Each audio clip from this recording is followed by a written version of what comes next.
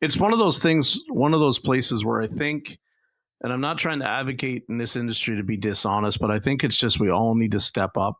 And if the car's coming in for an oil change, as an example, I think we all need to build in another half an hour additional labor now and be doing these. And it's just build. It's just the way it is. Yeah. Too many places are not, and it's what's unfortunately holding us back is because like lots of shops, and I'm not trying to single anyone out, including yourself. When the shops just do the inspection for free, that's fine. Okay.